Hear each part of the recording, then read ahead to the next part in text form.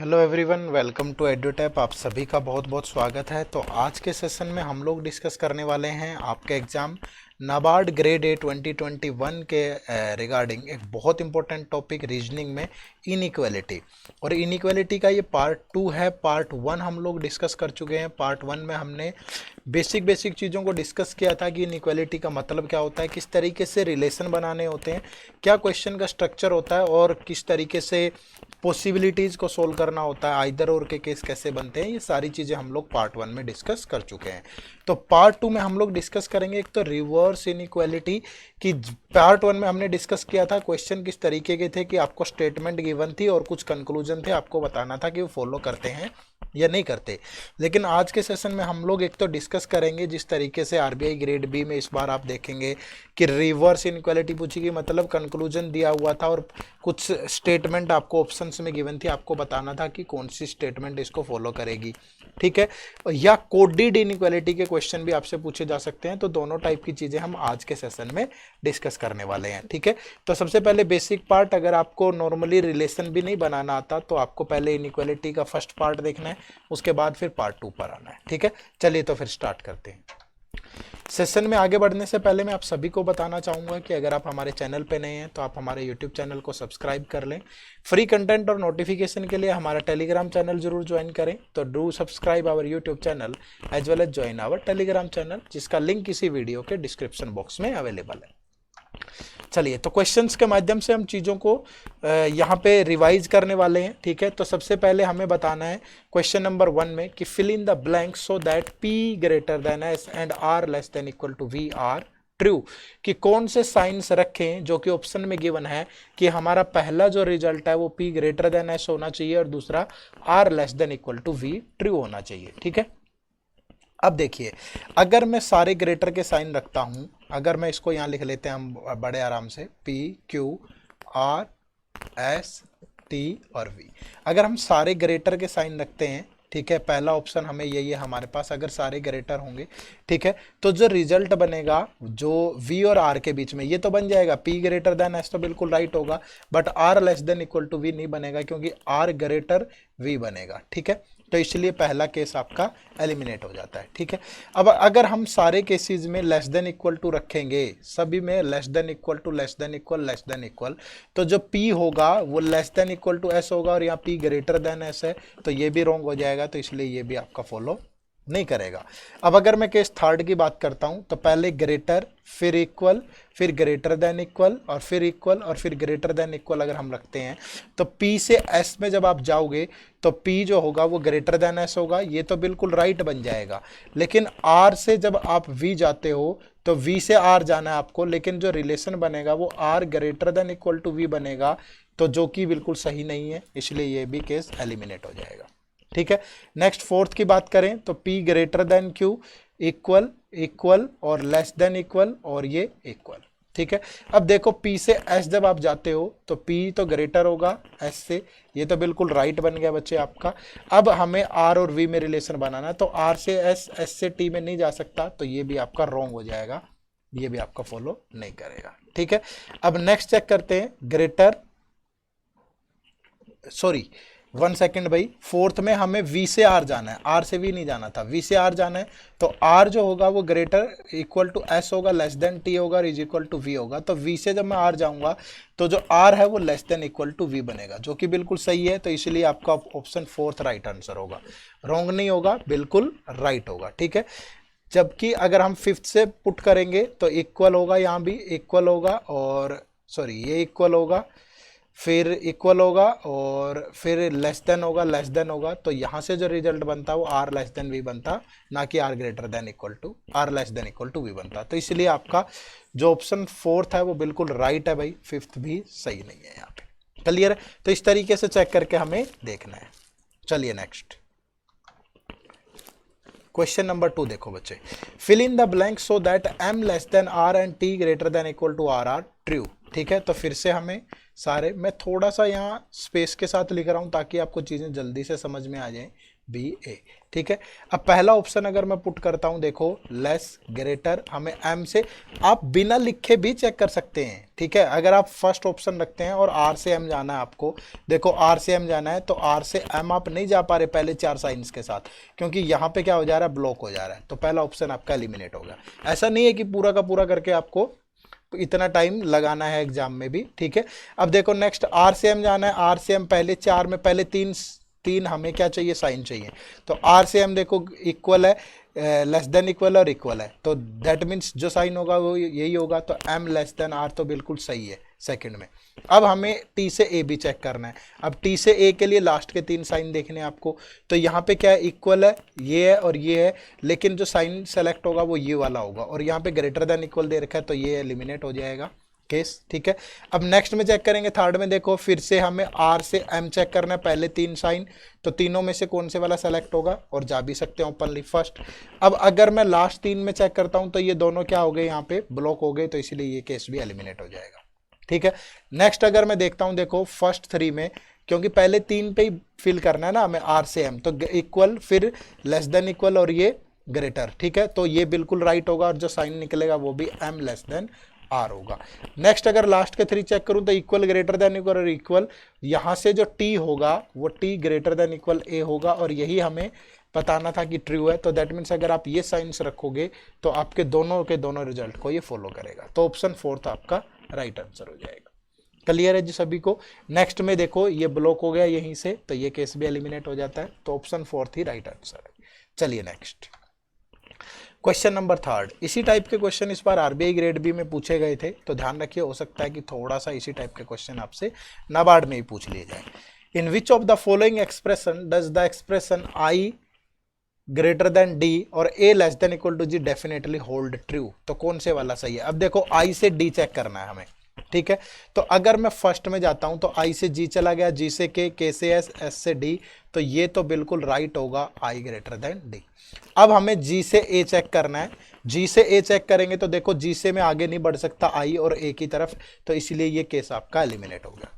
ठीक है, अब सेकंड ऑप्शन चेक करेंगे बच्चे, आई से डी जाना है तो आई से जी चले गए, जी से एफ, एफ से एम और एम से डी हम नहीं जा पाते क्योंकि ये ब्लॉक हो गया, इसलिए ये केस यहीं पे एलिमिनेट हो जाएगा।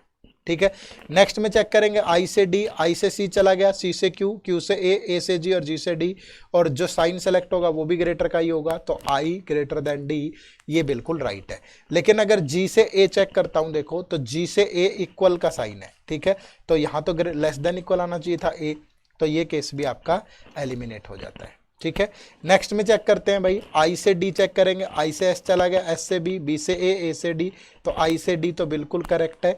अब हमें जी से ए जाना है, देखो तो जी से डी चला गया, डी से ए भी चला गया और साइन भी ग्रेटर देन इक्वल का है, तो यानी G greater than A equal to A, ये भी बिल्कुल सही है, तो ऑप्शन डी आपका परफेक्ट आंसर बन जाएगा। ठीक है, लास्ट में अगर आप चेक करोगे तो ये ब्लॉक हो जाएगा, आई से डी आप नहीं जा सकते, तो इसलिए option D is the right answer. Clear है सभी को। इसी तरीके से चेक करना है, लेकिन पहले आपको बेसिक समझ होनी चाहिए कि कैसे हम आई से डी जाते हैं, जी से ए जाते हैं, इसके लिए आप पहली वीडियो जरूर देखना। ठीक है, इनइक्वालिटी पार्ट 1।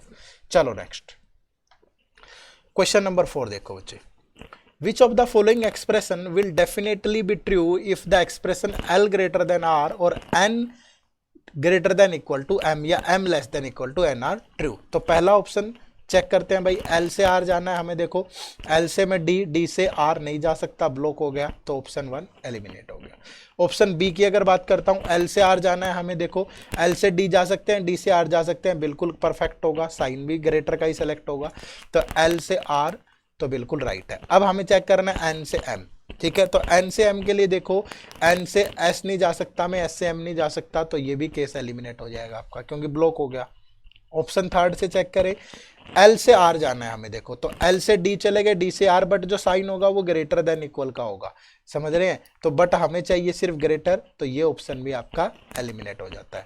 अगर ऑप्शन डी की बात करें, देखो एल से आर जाना है हमें, तो साइन ग्रेटर का ही सिलेक्ट होगा, तो आर लेस देन एल बन गया, यही हमें देखना था। दूसरा, अब हमें एन से एम चेक करना है, देखो अब मैं एन से एम नहीं जा सकता, यहाँ पे एन से एस जाऊंगा, एन से आगे ही नहीं बढ़ सकता, ठीक है, तो एम तक नहीं जा पाऊंगा, इसलिए ये ऑप्शन भी एलिमिनेट हो गया आपका। ठीक है, तो जो आंसर बनेगा वो ई बनेगा, नन ऑफ दीज। ठीक है, तो इस तरीके से हम लोग चेक कर सकते हैं बड़े आराम से। थोड़ी सी आपको बस समझ होनी चाहिए, ठीक है, कि किस तरीके से चीज़ों को हमें चेक करना है। ठीक है, ये ओपन स्पेस जिसकी तरफ होता है वैसे ही हम लोग चेक करते हैं। ठीक है जी, चलो फिर आगे बढ़े भाई। Next question, question number 5, which of the following expression does the expression b less than equal to h and a greater than g definitely hold true। ठीक है, तो h से b चेक करना है हमें। सबसे पहले देखो बच्चे, ऑप्शन फर्स्ट की बात करूं तो h से b मैं नहीं जा सकता, ब्लॉक हो गया तो एलिमिनेट हो जाएगा। नेक्स्ट में चेक करेंगे h से g, g से b से f चला गया और h ग्रेटर देन का साइन आएगा, बट हमें यहाँ ग्रेटर देन इक्वल चाहिए तो ये ऑप्शन भी एलिमिनेट हो जाता है। ठीक है, थर्ड में अगर मैं चेक करूं, देखो h से s और s से b, तो h greater than equal to b बिल्कुल राइट बन रहा है, h greater than equal to b। और अगर a से g चेक करना है हमें, देखो a से मैं g नहीं जा सकता, ये ब्लॉक हो जाएगा, तो इसीलिए ये ऑप्शन भी एलिमिनेट हो गया। ठीक है, नेक्स्ट में चेक करेंगे, देखो a से g चेक करते हैं, a से o चला गया, o से h, h से e, e से b, b से u और u से g बिल्कुल सारे ओपन है, तो a ग्रेटर देन g बिल्कुल परफेक्ट होगा। ठीक है, और h से b चेक करना है हमें, h से b देखो, तो h से अगर मैं b जाता हूं तो ग्रेटर देन इक्वल और इक्वल दोनों में से ग्रेटर देन इक्वल सेलेक्ट होगा, तो h greater than equal to b भी बिल्कुल सही है, तो ऑप्शन डी आपका यहां से राइट आंसर बन जाएगा। ठीक है, ऑप्शन डी हमारे सवाल का बिल्कुल परफेक्ट आंसर होगा। चलिए नेक्स्ट,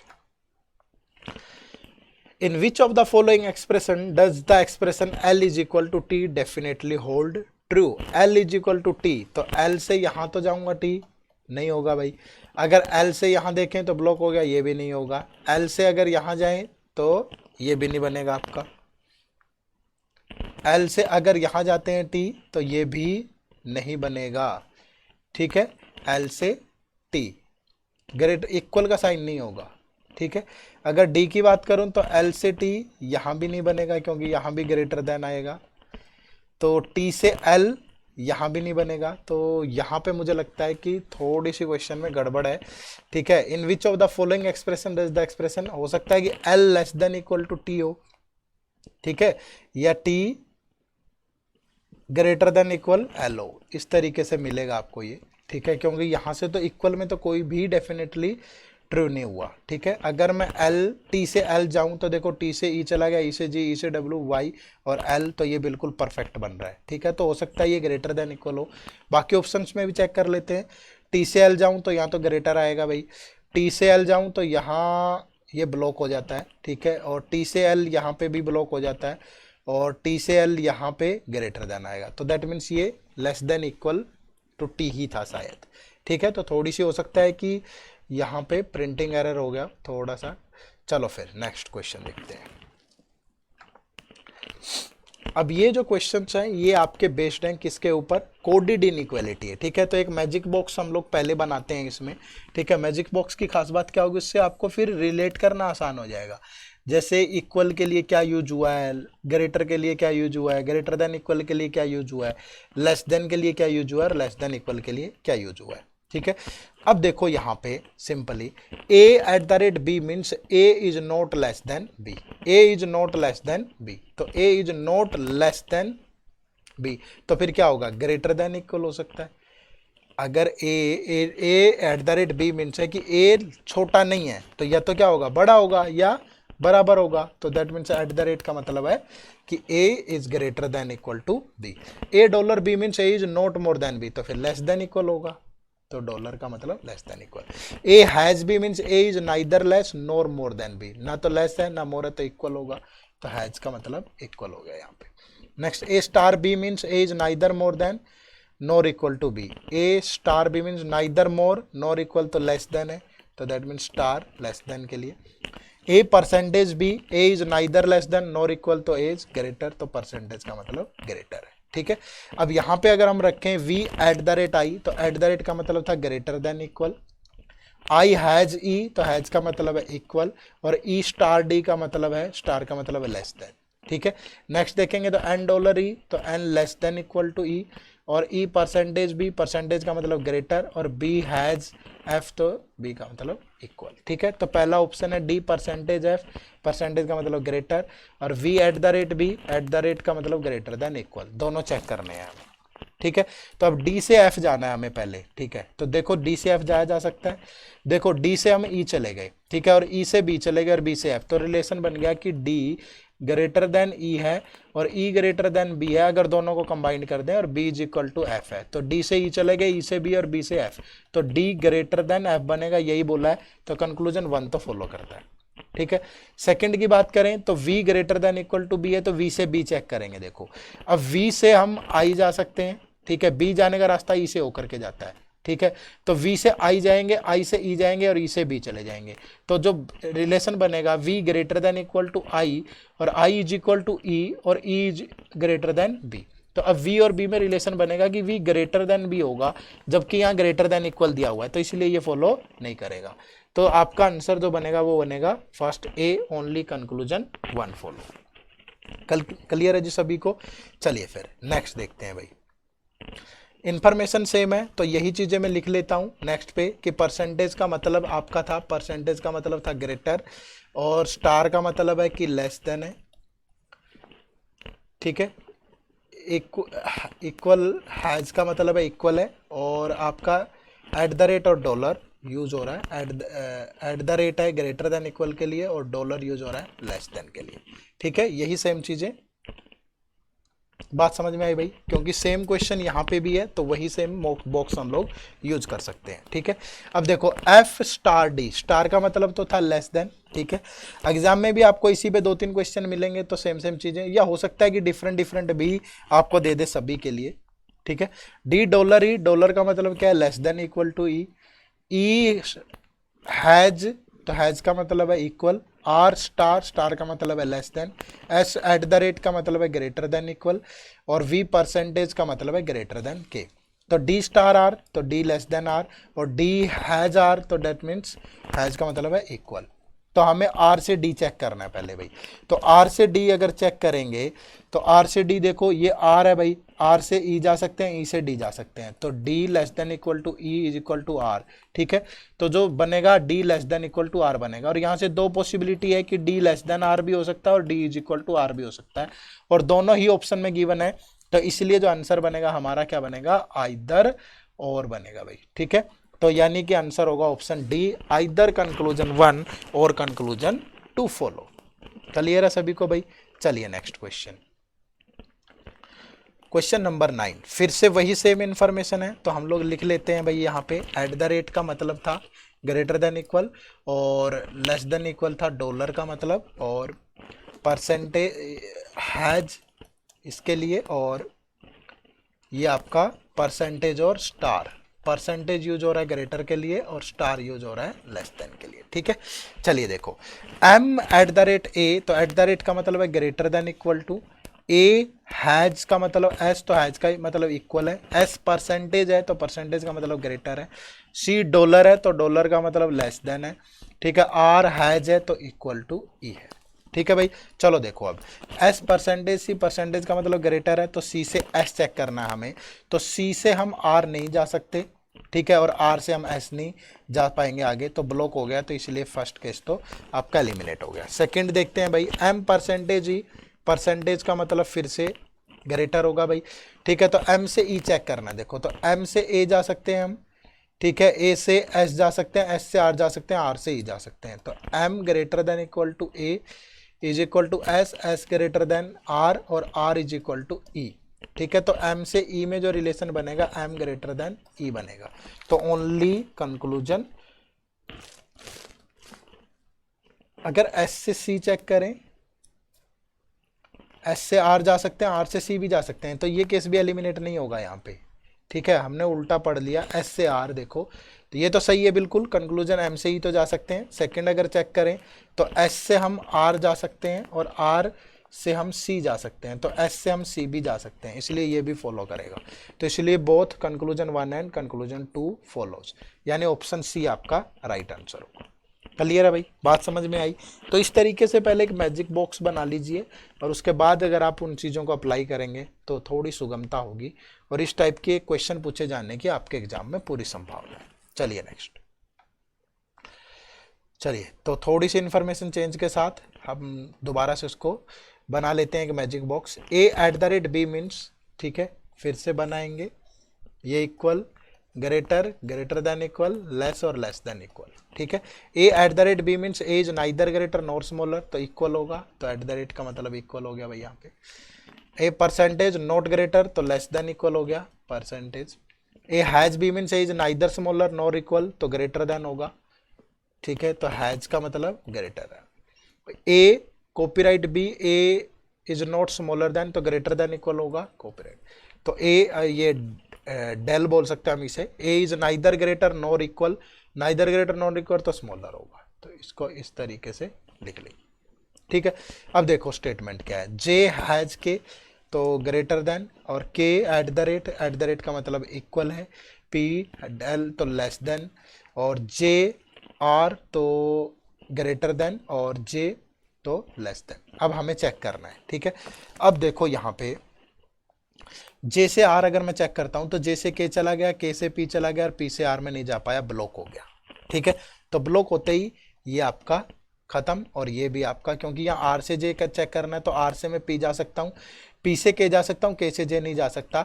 लेकिन जब भी ब्लॉक का केस आता है ना, तीन पॉसिबिलिटी बनती है कि ग्रेटर भी होगा, लेस भी होगा और इक्वल भी होगा, बट यहाँ पे दो ही पॉसिबिलिटी है, इसलिए आइदर और नहीं बनेगा, तो बनेगा नाइदर नॉर।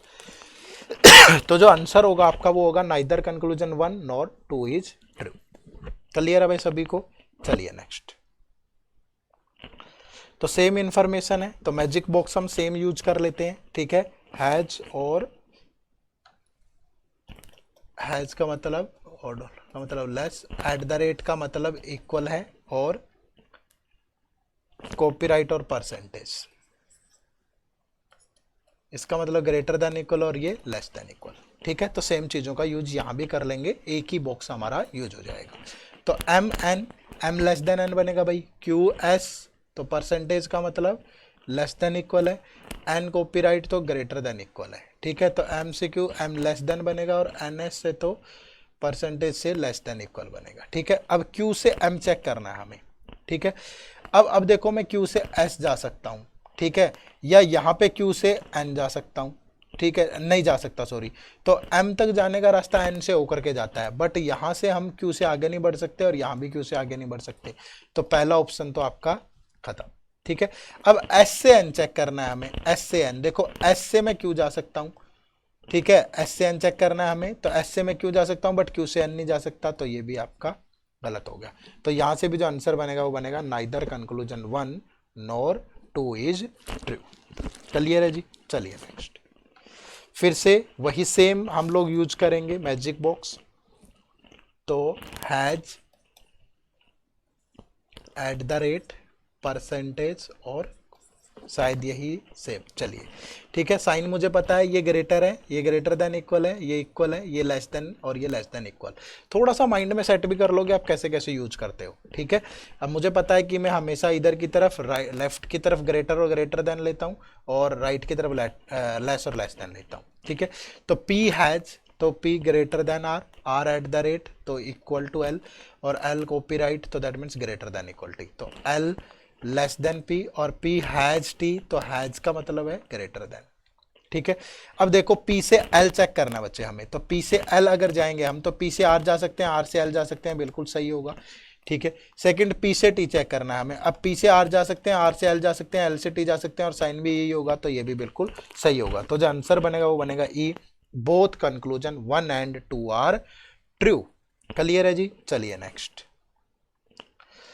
तो इस क्वेश्चन का आंसर आप सबको कमेंट करके मुझे देना है, ये आप लोगों के लिए होमवर्क है, ठीक है। पहले आपको पीछे वाला मैजिक बॉक्स कॉपी नहीं करना, ये ध्यान रखिए, खुद अपना बनाइए, और फिर उसके बाद इस सवाल का आंसर जरूर करिएगा। तो कमेंट सेक्शन में इस क्वेश्चन का आंसर आपको जरूर करना है, ठीक है। चलिए, तो थैंक यू वेरी मच, आप सभी का बहुत बहुत शुक्रिया सेशन को इतने प्यार से देखने के लिए। अगर आपको अच्छा लगा तो ज़्यादा से ज़्यादा लाइक और शेयर करिए, और आज के सेशन में जितनी चीज़ें हमने डिस्कस की हैं, इसी टाइप की चीज़ें आजकल एग्जाम में पूछी जा रही हैं, चाहे वो आप RBI ले लो या सेबी ले लो, तो नाबार्ड में भी आपसे या तो रिवर्स पूछी जाएगी या कोडेड भी पूछी जा सकती है, इसलिए हमने इन सब चीज़ों को डिस्कस किया। लेकिन जो बच्चे जिन लोगों ने बिल्कुल ही नहीं पढ़ी इनइक्वालिटी, तो पहले पार्ट 1 जरूर देखिए, उसके बाद पार्ट 2 पे आएंगे, तो आपको सारी चीज़ें बड़े अच्छे से समझ में आएंगी। अगर आप हमारे चैनल पे नए हैं तो आप एडुटैप को सब्सक्राइब कर लीजिए। कोई भी क्वेरी है तो दिए गए नंबर पे कॉल करिए, या hello@edutap.co.in पे हमें मेल करिए। ठीक है, चलिए तो मिलते हैं नेक्स्ट सेशन में इसी जोश और उत्साह के साथ। आप सभी का बहुत बहुत शुक्रिया। अपना ख्याल रखिए, अपनों का ख्याल रखिए और इसी तरीके से अपनी मेहनत को जारी रखिएगा। निश्चित रूप से सफलता आपको एक दिन जरूर मिलेगी। Thank you very much. जय हिंद, जय भारत।